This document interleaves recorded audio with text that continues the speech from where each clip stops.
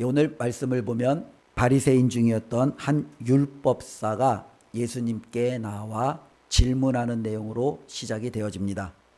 그가 예수님께 질문을 하는데 자신이 가장 잘 아는 것을 가지고 예수님을 시험하는 거죠. 율법사니까 당연히 율법에 정통한 사람이겠죠. 여기서 율법을 우리가 조금 좁은 의미로 보면 모세오경이라고 우리가 보시면 됩니다. 누구보다도 모세오경에 대해서 상당히 정통한 학자였다라고 보시면 되겠죠. 그가 예수님을 시험하는 겁니다. 예수님께 시험하는 내용은 우리가 잘 아는 대로 36절에 나와 있는 것처럼 율법 중에서 어느 계명이 가장 큽니까? 다르게 말하면 율법 중에서 무엇이 가장 중요합니까? 라는 질문을 하죠. 어쩌면 이 질문은요, 굉장히 중요한 질문입니다. 왜냐하면 우리도 하나님 앞에서 신앙생활을 하고 있고 주일마다 나와 하나님의 말씀을 듣습니다. 그리고 하나님의 뜻을 깨닫고자 노력하고 애쓰고 있죠. 그런데 하나님의 뜻이 참 많아요. 하나님이 우리에게 알려주시는 것도 정말 많아요. 그런데 그 가운데 우리도 하나님 앞에 이와 같은 질문을 던질 수 있죠. 하나님, 제가 믿음 생활하는데, 제가 신앙생활 하는데 하나님 가장 중요한 것은 무엇입니까? 하나님, 제가 어디에 가장 우선순위를 두고 살아가야 되겠습니까? 라는 질문은 우리 모든 성도들이 당연히 가져야 될 질문이죠. 이 질문에 대한 답을 가지고 각 사람은 그 신앙생활을 해나가는 거죠. 어떠한 사람은 정말로 중요한 그 본질을 붙들고 믿음 생활할 수도 있고요.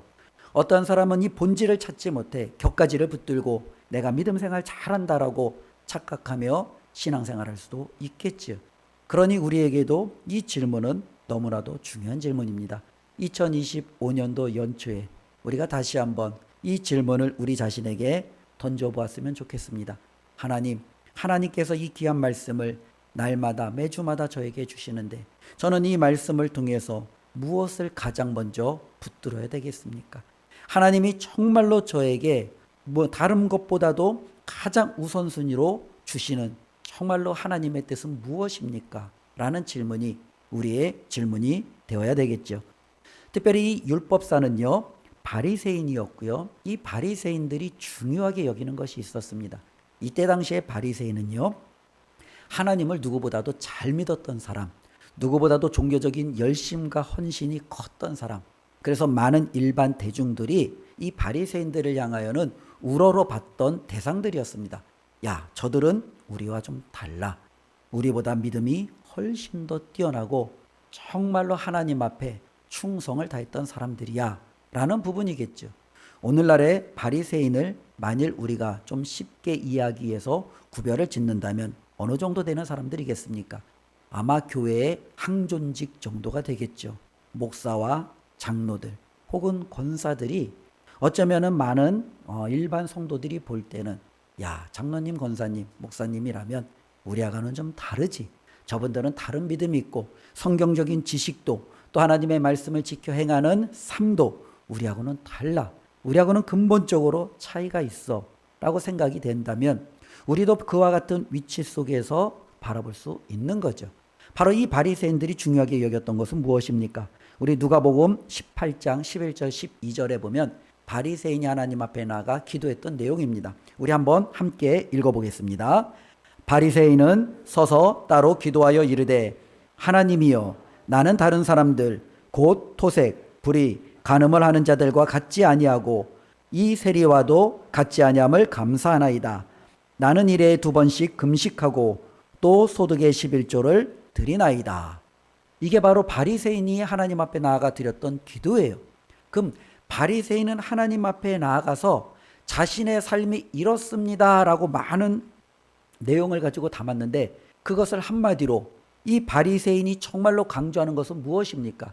하나님, 나는 율법을 지켰습니다 라는 거예요. 하나님, 나는 하나님의 말씀에 순종했습니다 라는 거예요. 하나님께서 저에게 죄 짓지 말라고 해서 하나님, 저는 죄를 짓지 않았습니다. 하나님께서 정말로 불의한 자들과 함께하지 말라고 해서 하나님, 저는 불의한 자들과 함께하지 않았고 그들의 자리에 가지도 않았습니다. 하나님께서 기도하고 금식하라고 해서 하나님, 저는 날을 정하고 때를 정하고 시간을 정해서 하나님 앞에 금식하고 기도했습니다. 하나님 앞에 드려야 될 것을 하나님, 저는 감추거나 그것을 제가 훔치지 않았습니다. 저는 마땅히 하나님 앞에 드려야 될 11조를 드렸고 하나님 앞에 드릴 예물을 드렸습니다. 하나님, 누구보다도 저는 하나님의 말씀을, 율법을 잘 지켰습니다. 이게 바리새인들이 강조하는 것이었어요. 그러니까 바리새인들에게 있어서 신앙생활을 하는데 가장 중요한 것은 무엇이냐라고 묻는다면 그들은요, 말은 그렇게 하지 않았지만 기도의 내용과 그들의 삶을 보면 그들은 율법을 지키는 것, 이것이 신앙생활에 있어서 가장 중요한 그들의 핵심이었습니다. 그래서 이 바리새인들은 예수님 당시에 보면은 이 율법의 조항을 600여 개를 만들어 놓은 거예요. 그래서 이 600여 개를 지키면 율법을 잘 지키는 거예요. 자, 이 600여 개를 지키는 게 어렵고 힘들겠지요. 그러나 바리새인들은 힘을 다해서 이 율법의 그 규정들을 열심을 다해서 지킨 거예요. 그리고 그들은 하나님 앞에, 사람들 앞에 자신 있게 말하는 거죠. 하나님, 나는 이렇게 율법을 지켰습니다. 봐라, 나는 이렇게 율법을 지켰다라는 것이죠. 그런데 오늘 말씀을 보면 정말로 그들이 그렇게 강조했던 이 율법, 그것에 대해서 이 율법의 핵심이 무엇이냐라고 한 율법사가 예수님 앞에 나와 물어봅니다. 이 질문을 하는 이 율법사는 자신이 알고 있는 모세오경 혹은 그 모세오경을 600여 개로 함축하여 정말로 이 율법을 지켜야 되는 여러 가지 조항들의 그 모든 것을 관통하는 핵심을 알고 있느냐라고 묻는다면 그는 알고 있지요. 그렇기 때문에 예수님을 시험하며 물어보는 겁니다. 예수님, 많은 율법이 있는데 모세가 우리에게 전해준 이 수많은 하나님의 가르침이 있는데 그것 가운데 가장 중요한 것이 무엇입니까? 가장 큰 것이 무엇입니까? 라고 묻는 거예요. 실질적으로 이 율법사도 바리새인들도요, 율법의 핵심을 알아요. 그런데 그들은요, 이 율법의 핵심에 접근하는 것이 아니라 그냥 율법이 말하는 그 계명들, 여러 가지 규칙들, 원리들을 지키는데 그들은 더욱더 앞장서고 있는 거예요. 도대체 왜 그랬을까라는 거죠. 우리도 한번 생각해 보십시오. 우리가 어떠한 것을 배워요. 그런데 이 배움에 대해서 이 가르침이 가르치는 가장 중요한 핵심이 있어요. 이 핵심이 뭔지 알겠어요. 그리고 이 가르침이 이 핵심을 이루기 위해서 또 몇 가지 격가지로 우리에게 가르쳐주는 중요한 요소들이 있어요. 그러면 일반적인 상식을 가진 사람들이라면 어디에 비중을 둬야 되겠습니까? 당연히 중요한 것에 비중을 둬야 되잖아요. 바리새인들과 율법사는 이 중요한 것을 알고 있어요. 그런데 신기하게도 그들은요, 이 중요한 걸 알매도 불구하고 이것은 감춰두고 이 곁가지에 그들의 모든 신앙생활을 다 하고 있다는 거죠. 도대체 왜 그러느냐라는 거죠. 실질적으로 보면 우리가 믿음 생활하고 신앙 생활할 때 많은 사람들이 무엇이 더 중요하느냐, 이것을 알매도 불구하고 중요한 것을 선택하지 않는 이유 중에 하나는 뭐냐면 이것을 선택하기가 힘들고 어렵기 때문에 그래요. 그러니 쉬운 것을 선택하는 거예요. 쉬운 거라도 지키자. 쉬운 거라도 행하자. 내가 아직까지는 여기까지는 내가 버겁다. 그래, 내가 요 정도는 할 수 있어. 요 부분까지는 나아가는 거예요. 그러니 중요한 것을 제쳐두고 내가 할 수 있는 것, 하나님이 원하시는 게 아니라 내가 그래도 이 정도까지는 가능하다라고 판단되어지는 것, 여기에 먼저 손을 뻗기 시작하는 거죠. 근데 이제 여기서 한 가지 더 나아갑니다. 내가 이제 하기 쉬운 것, 내가 할 수 있는 것 했더니 이제는 뭐냐면 사람들이 나를 다르게 보기 시작하는 거예요. 와, 너 대단하다. 어떻게 교회 다니면서 술도 안 마시냐? 나 교회 다니면서 술 안 마시는 사람도 처음이야. 라고 이제 얘기하니까 이제 마음 가운데 어떤 생각이 들어요? 우쭐함이 생기죠. 그래, 교회 다니는데도 술 안 마시는 사람 봤어? 그래, 나는 교회 다니면서 술도 안 마셔. 그러면서 뭔가 사람들의 인정을 받으니까 마음이 좀 우쭐해지기 시작해요. 교회 다니면서 내가 다른 사람들과 구별되어지는 모습들을 사람들이 말하기 시작하니까 어떻게 해요? 자꾸 그들의 시선이 이제는 의식이 되기 시작해요. 그러니 나중에는 내가 이것을 선택하는 이유가 처음에는 접근하기 쉽고 내가 할 수 있는 것이었는데 이것을 해봤더니 사람들이 나를 인정하네, 사람들이 나를 칭찬하네, 사람들이 나를 높여주네. 그래? 이 정도는 내가 더 할 수 있지. 그러면서 사람들에게 잘 보이기 위한 신앙생활로 변질되어지는 거죠.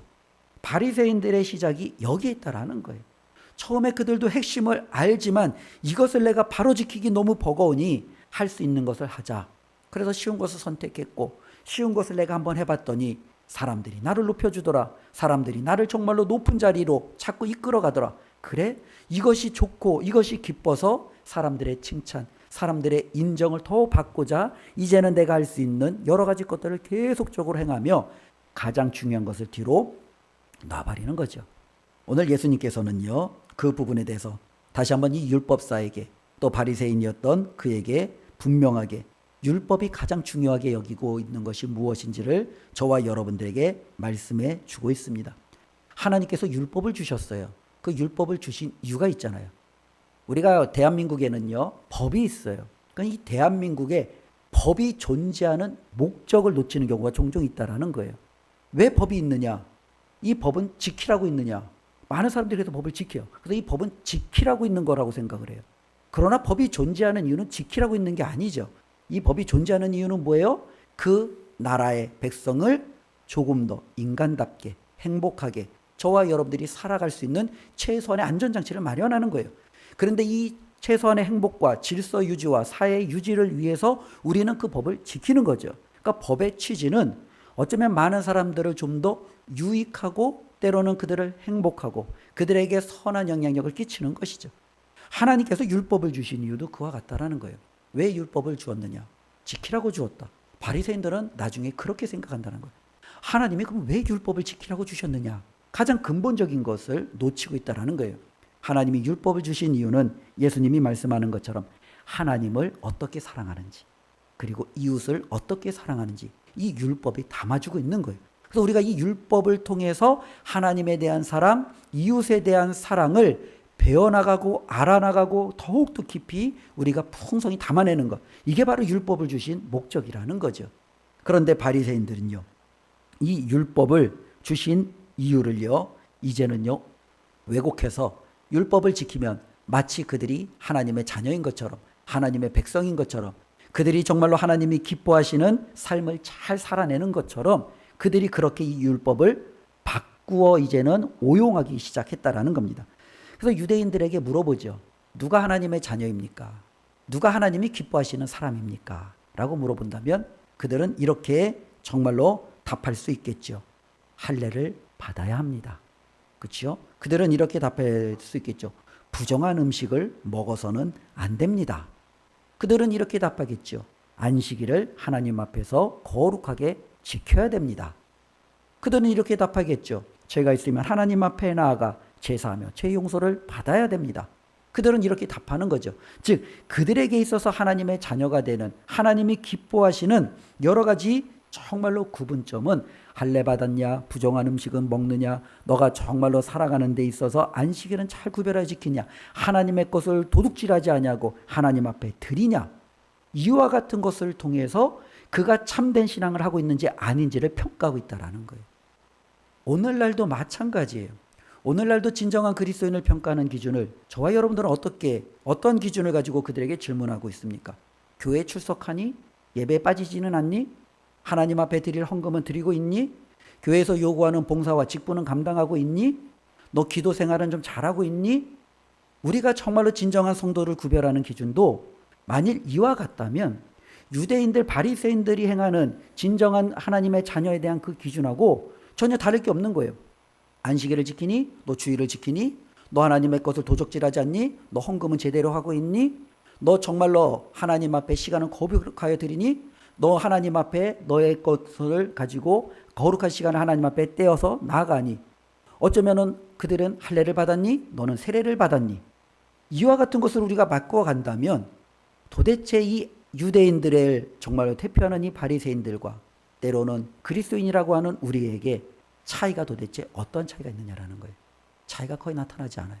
예수님은 그렇기 때문에 오늘 이 율법사의 질문이 너무나도 중요하기 때문에 그리스도인으로서 우리가 다른 사람들과 정말로 구별되어지는 율법의 핵심이 무엇인지를 가르쳐주고 있는 거예요. 그렇기 때문에 진정한 그리스도인을 구별하는 것은 예수님의 이 질문을 통해서 우리 자신을 되돌아보시면 돼요. 예수님께서 행하시는 그리스도인의 참된 구분법은 무엇입니까? 너 하나님을 사랑하니? 라는 거예요.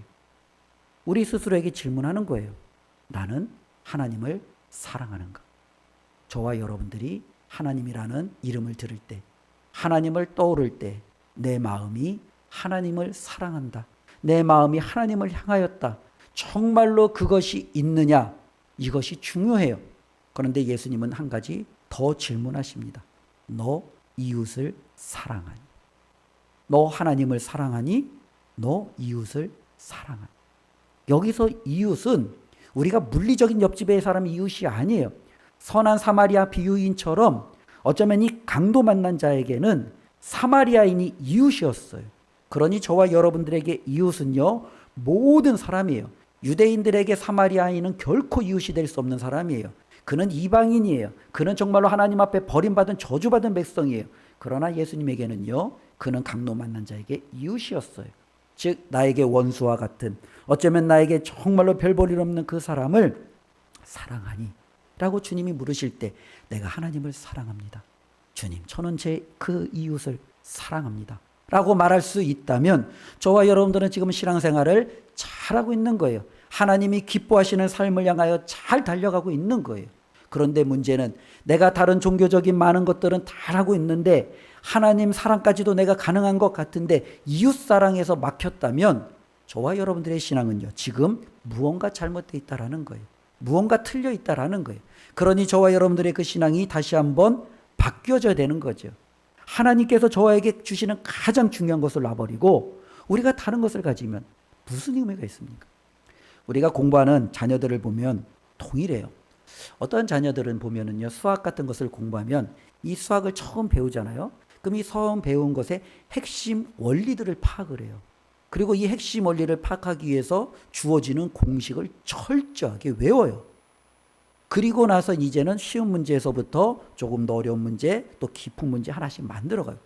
과정이 정말로 맞아요. 그렇죠? 중요한 것이 무엇인지를 알죠? 거기서 강조하는 것을 풀기 위해서는 핵심 것을 적용을 하죠.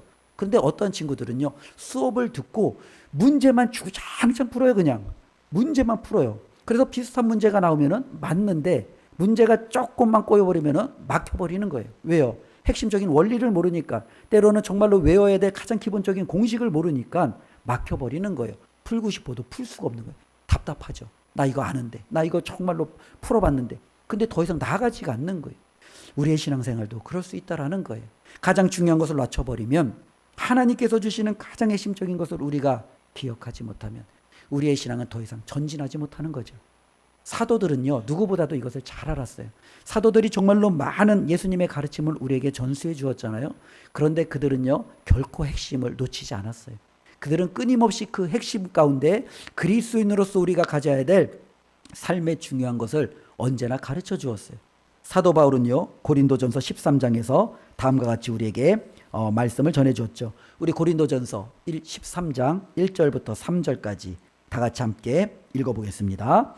내가 사람의 방언과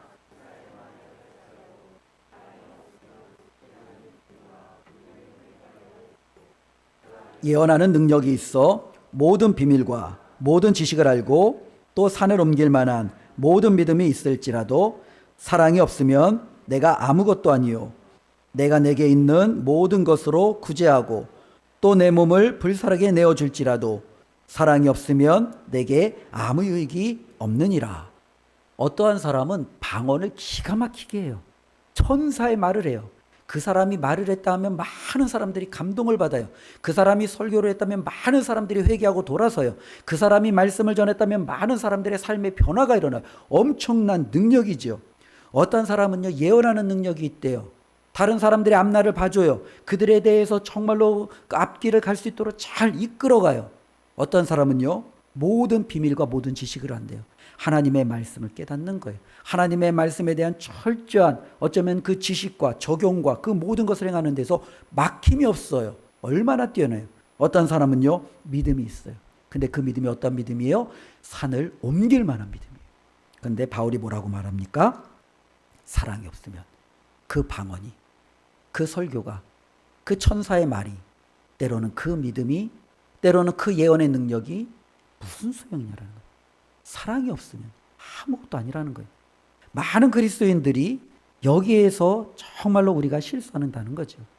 믿음과 때로는 헌신과 봉사와 능력 행함과 많은 부분들은 있는데 정말로 그 중요한 토대, 갖춰야 될 이 사랑이 없이 우리가 믿음 생활하고, 사랑이 없이 예언을 하고, 사랑이 없이 하나님의 말씀을 지식으로 담아내고, 여기에 문제가 있다라는 거예요. 사도 요한은요, 요한일서 4장 7절에서 8절에 다음과 같이 말합니다. 우리 함께 읽습니다. 사랑하는 자들아, 우리가 서로 사랑하자. 사랑은 하나님께 속한 것이니 사랑하는 자마다 하나님으로부터 나서 하나님을 알고 사랑하지 아니하는 자는 하나님을 알지 못하나니 이는 하나님은 사랑이심이라. 어떤 사람이 하나님을 아는지 모르는지를 알 수 있는 방법이 있어요. 그의 여러 가지 우리가 고린도전서 말하는 능력, 행함, 방언, 지식, 믿음 아니에요. 요한은 뭐라 그래요? 하나님을 아는 사람은 무엇을 가지고 있대요? 사랑한다는 거예요. 우리가 형제를 사랑함을 통해서 저 사람은 하나님을 아는구나. 우리가 형제를 사랑하지 않음을 통해서 저 사람이 아무리 달콤하고 아무리 뛰어난 지식의 말을, 아무리 성경적인 높은 의학의 말씀을 가지고 있어도 저 사람은 하나님을 모르는구나 라고 요한은 판단한다는 거예요. 왜요? 사랑은 하나님께 속한 것이기 때문에 우리가 사랑한다는 것 자체가 이미 저와 여러분들이 하나님께 속해 있다라는 가장 막강한 증거라는 거예요. 그러니 이 사랑이 얼마나 중요하다는 것을 다시 한번 헤아려 보게야겠죠. 오늘 예수님은 율법사가 나와서 질문할 때 이 율법사와 가지고 이제 율법을 어떻게 해석해야 되느냐, 그 방법론에 대해서 그 율법사와 다투지 않았어요. 예수님은 율법사들이 중요하게 여기는 어쩌면 그런 신앙적인 율법을 지키는 그런 세세한 구체적인 항목들에 대해서 말씀하고 있는 것도 아니었어요. 예수님이 율법사에게 그리고 그 주위에 있는 수많은 사람들에게 예수님이 정말로 하고 싶은 말은 다른 게 아니라 이거죠. 너 정말 하나님의 자녀가 맞니? 라고 묻는 거예요. 바리새인들은 한 번도 자신들이 하나님의 자녀가 아니라고 생각해 본 적이 없어요. 왜요? 그들은 날마다 하나님 앞에 나가 기도하고 금식하고 하나님 앞에 드려야 될 것을 드리고 자신들은 누구보다도 하나님의 말씀을 읽고 묵상하고 연구했기 때문에 자신들이 하나님의 자녀가 아니라는 생각을 해본 적이 없어요. 교회에서 어느 정도 신앙생활하는 많은 그리스도인들도 그럴 수 있어요. 내가 하나님의 자녀가 아니라는 생각을 우리는 한순간도 해본 적이 없겠죠. 난 당연히 하나님의 자녀니까. 그런데 예수님은요, 충격적으로 물어보는 거예요. 너 정말 하나님의 자녀가 맞니? 라고 묻는 거예요. 그것도 죄인들을 향하여 묻는 게 아니라 자신들은 결코 그들과 다르지 않은, 자신들은 완전히 하나님 앞에 속했다라고 생각하는 바리새인들을 향하여 물어보는 거예요. 너 정말 하나님의 자녀 맞니? 어쩌면 오늘날 목사들을 향하여 이렇게 예수님이 물어보겠죠. 당신 정말 구원받았습니까? 당신 정말 예수님을 믿고 있습니까? 라고 묻는 거예요. 예수님을 믿지 않고도 설교할 수 있죠. 예수님을 믿지 않고도 우리는 정말로 이 성경에 있는 다양한 것들을 정말로 잘 해석해서 성도들에게 도전과 감동과 많은 것들을 줄 수 있어요. 그 예수님이 그 설교자에게 묻는 거예요. 너는 정말로 나를 믿니? 넌 정말로 나를 사랑하니? 라고 묻는 거예요. 굉장히 충격적이라는 거죠. 저와 여러분들이 2025년도를 시작하면서 예수님의 이 질문을 이제는 나에게 한번 해봤으면 좋겠습니다. 내가 정말로 하나님의 자녀가 맞는지, 나는 정말로 하나님을 사랑하고 있는지, 하나님이 그토록 나에게 원하시는 이웃을 사랑하고 있는지 우리가 한번 생각해 보았으면 좋겠습니다. 그러면 이 생각을 할 때 좀 구별을 해야 되잖아요. 그럼 구별법을 몇 가지를 말씀을 드리겠습니다. 그러면 우리가 신앙생활을 잘하고 있는지 못하고 있는지 이 질문과 더불어 자기 자신을 살피면 되는 거죠. 특별히 우리가 신앙생활을 할 때 우리가 좀 사람들에게 보이려고 하는 것은 무언가 잘못됐다라는 거예요. 바리새인들이 실수하는 기준 중에 첫 번째가 바로 사람들에게 잘못 보이기 시작할 때부터예요. 이 바리새인들의 시작을 보통 우리가 역사적으로 보면 언제로 보냐면 구약의 이제 에스라 시대 때 이제 이 바리새인의 시초를 봅니다. 그래서 많은 바리새인들은 이 에스라 때부터 이제는 바리새인들의 이제 그와 같은 시작이 이루어졌다고 봐요. 근데 이 에스라, 우리가 잘 아는 이 학사 에스라와 또 함께 모였던 사람들은 예수님 당시의 바리새인들하고는 달랐어요. 그들에게는 너무나도 중요한 목적이 있었어요. 우리가 다시는 이와 같은 멸망을 받지 말자. 우리가 다시는 하나님의 백성으로서 이렇게 비참한 포로가 되어지는 정말로 이와 같은 굴욕을 당하지 말자. 어떻게 해야 될까? 하나님의 말씀으로 돌아가자. 하나님이 우리에게 말씀하시는 것을 듣자.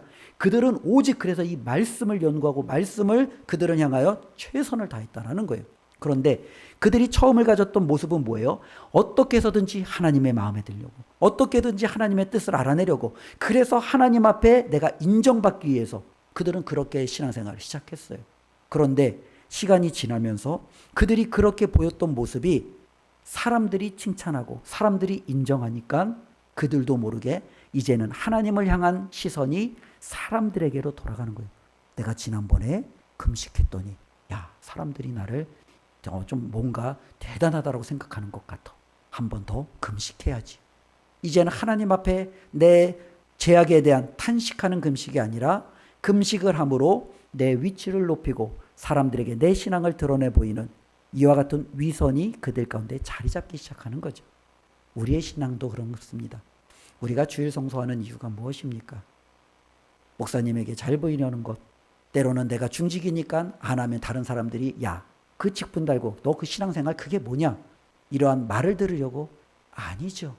이런 모든 것들은 부차적이에요. 이것이 우리가 신앙생활하는 어쩌면 가장 중요한 핵심이 돼서는 결코 안 된다라는 거예요. 내가 신앙생활하는 이유는 무엇입니까? 우리는 하나님 앞에 나온 거예요. 하나님 앞에 예배하러, 하나님의 이름을 높이려, 그 하나님을 사랑하기에 오늘도 그 하나님을 만나기 위해서 나오는 거죠.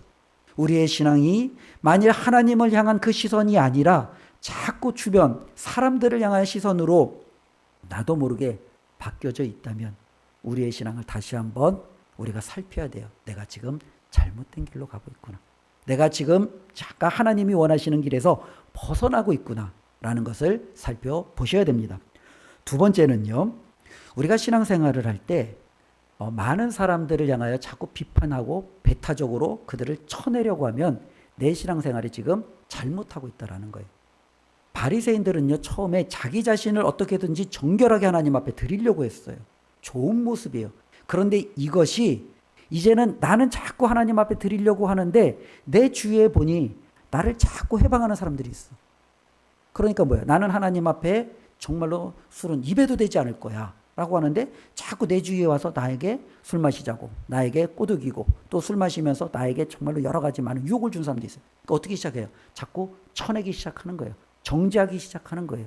어떻게 하나님의 백성이 술을 잡을 수 있어? 어떻게 하나님의 백성이 이런 데 갈 수 있어? 자꾸 치기 시작하는 거예요. 나는 하나님 앞에 기도하는데 이제 옆에 있는 사람은 기도하지 않는 거예요. 어떻게 쟤는 같이 신앙생활하면서 기도를 저렇게 안 할 수가 있지? 어떻게 쟤는 저렇게 봉사를 안 할 수가 있지? 자꾸 이제는 누군가가 판단되기 시작하는 거예요. 그러니까 자꾸 그를 향하여 어떻게 해요? 이제는 내 마음 가운데 비판과 판단을 가지고 그를 깎아내기 시작하는 거죠. 무언가 잘못되고 있다라는 겁니다. 그들은 그래서 계속적으로 비판이 몸에 배기 시작한 거예요. 음식을 정말로 손 씻지도 않고 먹는 것에 대해서 비판하고, 부정한 음식을 먹는 것에 대해서 비판하고, 안식일에 하나님 앞에 나와 예배하지 않는 것에 대해서 비판하고, 끊임없이 자기들끼리 더러운 사람들끼리, 부정한 사람들끼리 모여서 지내는 그 모습에 대해서 비판하고, 그들에게는 계속해서 비판하는 거예요. 그러다 보니 어떤 일이 생기기 시작합니까? 바리새인 주위에는요, 사람들이 안 붙어요. 사람들이 바리새인 주위. 왜? 가까이 가면 어떡하니까? 자꾸 나 혼내니까. 자꾸 나한테 나무라니까. 사람들이 바리새인 주위에는 안 가는 거예요. 그러니 바리새인들은 어떻게 해요? 끼리끼리 모이는 거예요. 자기들끼리만 모이는 거예요. 바리새인들은 바리새인들끼리, 그들끼리 모여서 우리들끼리 서로 칭찬하고 서로 정말로 경쟁하며 그들만의 세계를, 그들만의 신앙을 만들어가는 거예요. 우리는 너희와 다르다. 그러니 그들 주위에는 아무도 붙어 있지 않아요. 그런데 예수님이 오셨을 때는요, 바리새인하고 달랐어요. 예수님 주위에는요, 끊임없이 사람들이 몰려들기 시작해요. 어린아이들이 몰려들기 시작하고, 바리새인들이 그렇게 손가락질하는 세리와 창기들이 예수님 주위에는 몰려들기 시작하고, 바리새인들이 볼 때는 하나님의 저주를 받은 그 죄인들이, 정말로 온갖 장애를 가진 사람들이 예수님 주위에는 나사렛 다윗의 자손 예수여 하면서 그 예수님에게로 몰려들기 시작했다는 거예요. 우리가 자꾸 배타적으로 비판하고 판단하면 많은 사람들이 우리로부터 벗어나요. 떨어져 나가요. 그리고 나는 소수의 사람들, 그냥 나와 같은 사람들끼리 그냥 끼리끼리 모여 있는 거예요. 신앙생활 잘하고 있는 건가요? 아니에요. 우리가 바리새인화 되고 있는 거예요. 잘못되어지고 있는 거예요. 오늘 예수님은 정말로 예수님의 삶 가운데 끊임없이 그 주위에 오는 많은 사람들을 막지 않으셨어요. 내 주위에 이와 같은 사람들이 오는 것이 멈춰졌다면, 그들이 정말로 더 이상 나에게로 다가오지 않는다면 저와 여러분들의 믿음을 다시 한번 점검하셔야 돼요. 많은 사람들이 더욱더 우리 가운데 다가오셔야 돼요. 내가 정말로 목사가 됐고 장로가 됐다고 해서 교인들과의 거리가 더 멀어지면 문제가 있는 거예요. 더 가까워져야 되죠. 더욱더 우리 가운데 친밀함이 있어야 되죠. 우리가 하나님 앞에 신앙이 깊어질수록 어린아이와 가장 나이 많은 어른에 이르기까지 어쩌면 그와 같은 하나됨은 더욱더 깊어져야 되는 것이 우리 주님께서 말씀하시는 거예요. 그러니 내가 다른 사람을 향해 너무 비판적으로 판단하고 그들을 배타하고 그들 가운데 교만한 모습으로 서 있고 또 그렇기에 그들이 나에게 접근하지 않는다면 이것은 굉장히 잘못되었다라는 것을 기억했으면 좋겠습니다. 또 하나는요, 우리가 신앙생활을 할 때 믿음 생활로 말미암아 지치면 우리가 신앙생활을 지금 좀 잘못하고 있는 거예요. 지치면 안 돼요. 우리의 신앙생활은요, 하나님께서 주실 때 저와 여러분들로 하여금 지치라고 저와 여러분들을 믿음 생활로 하나님께서 끌어들이신 게 아니에요. 특별히 이 바리새인들은요, 이 안식일을 잘 지키기를 원했어요. 그래서 이 안식일을 어떻게 하면 잘 지킬 수 있을까? 안식일 날에 해야 할 것과 하지 말아야 될 것. 그들이 이제 나누다 보니까 39개의 안식일 규칙을 정해놓은 거예요. 그래서 이 안식일을 잘 지키는 것은 이 39개를 내가 범하지 않으면 잘 지킨 거예요. 그들은 율법을 잘 지키기 위해서 이 율법을 쫙 이제 구체적으로 분석을 해놓고 이 율법을 618개의 조항으로 이제 만들어 놓은 거예요. 이 618개를 어떻게 해요? 잘 지키면 나는 신앙생활을 잘하고 있는 거고, 그 중에 어기면 이번 주간은 내가 신앙생활 실패한 거예요. 처음에 그들이 하나님의 말씀을 사모하고 하나님의 자녀다운 모습으로 나아가기 위해서 그 말씀을 붙든 것은 정말로 동기도 좋고 그들의 신앙에도 유익해요. 그런데 39개를 지키고 618개를 지켜야 되고 나중에는 어떻게 해요? 지쳐요. 힘들어요. 하나님이 나를 이 율법을 가지고 막 그냥 숨통을 쪼이는 것 같아요. 그러니 나중에는 하나님의 말씀이 달가운 게 아니라 너무너무 부담이 되는 거예요. 많은 그리스도인들이 실질적으로 이와 같은 하나님의 말씀으로 스스로를 올가매고 자기만을 올가맨 게 아니라 다른 사람들도 힘들게 하는 경우들이 너무너무 많았다는 거예요. 우리 예수님이 말씀하잖아요. 이 바리새인들이 자신들이 그 모든 율법으로 자신들을 올가맬 뿐만 아니라 하나님 나라에 들어가는 자들도 그 율법을 그들의 굴레를 씌움으로 저들도 못 들어가게 막고 있다라는 거예요. 많은 경우에. 교회가 가면 하지 말라는 게 얼마나 많은지, 교회가 가면 요구하는 게 얼마나 많은지. 처음 신앙생활하는 분들은요, 어쩌면요, 예전 말 들으면 학을 띄고, 그렇죠? 두 손 두 발 다 들고, 교회, 그냥, 나는 안 다닐래. 그냥 고개를 절레절레 흔드는 거죠. 왜? 너무너무 나를 힘들게 하니까. 실질적으로 많은 그리스도인들이 신앙생활 하면서 이렇게 지치고 있는 경우들이 많아요. 여기 있을 때 우리가 다시 한번 자기 자신을 한번 되돌아 보았으면 좋겠습니다. 하나님께서 저와 여러분들을 믿음으로 이 교회 공동체 안으로 데리고 왔을 때 우리 가운데 힘들게 하려고, 지치게 하려고 하나님께서 그렇게 우리를 부르시지 않았어요. 예전에 그 연애편지 같은 걸 보면은 연애편지는 몇 번 읽어요? 연애편지는 몇 번 읽어요? 거의 외울 때까지 읽지요. 근데 이제 고지서 같은 거라든지 아니면은 그냥 쓸데없는 광고 같은 것들은 한 몇 번 정도 읽어요. 예. 대충 필요한 거 있으면 좀 살폈다가 그렇죠? 던져놓잖아요. 어쩌면 하나님의 말씀이 그와 같다라는 거예요. 하나님은 저와 여러분들에게 연애 편지로 하나님의 말씀을 주었는데 어느덧 이 하나님의 말씀이 이제는 하나의 규칙이 되었고 이것을 지키지 않으면 내 삶을 스스로 올가매는 어쩌면 변질된 하나님의 말씀이 이제 편지가 이제 도착만 해도 몸을 부르르 뜨는 거죠. 또 하나님이 나한테 뭘 시키려고, 또 하나님이 나한테 뭘 올가매려고. 어쩌면 우리가 지금 하나님 앞에 그렇게 되고 있다면 하나님에 대한 사랑이, 이웃에 대한 사랑이 정말로 중요한 하나님이 요구하시는 것으로부터 내가 지금 벗어나 있다는 것을 기억할 필요가 있습니다. 또 한 가지 처음에도 말씀드린 것처럼 저와 여러분들을 평가하는 신앙생활의 기준을 우리가 다시 한번 오늘 말씀을 통해서 꼭 행했으면 좋겠습니다. 우리 37절 말씀 우리 같이 한번 읽어보겠습니다. 예수께서 이르시되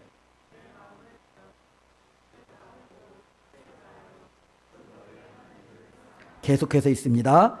이것이 크고 첫째 되는 계명이요 둘째도 그와 같으니 내 이웃을 내 자신같이 사랑하라 하셨으니 이 두 계명이 온 율법과 선지자의 강령이니라. 아멘. 우리 주님은 무엇이 중요한지 분명히 말씀해 주셨어요. 모든 율법이, 모든 선지자들이 받은 정말로 그 핵심, 그게 바로 뭐예요? 목숨, 마음, 뜻을 다하여 하나님을 사랑하고 이웃을 사랑하는 거예요.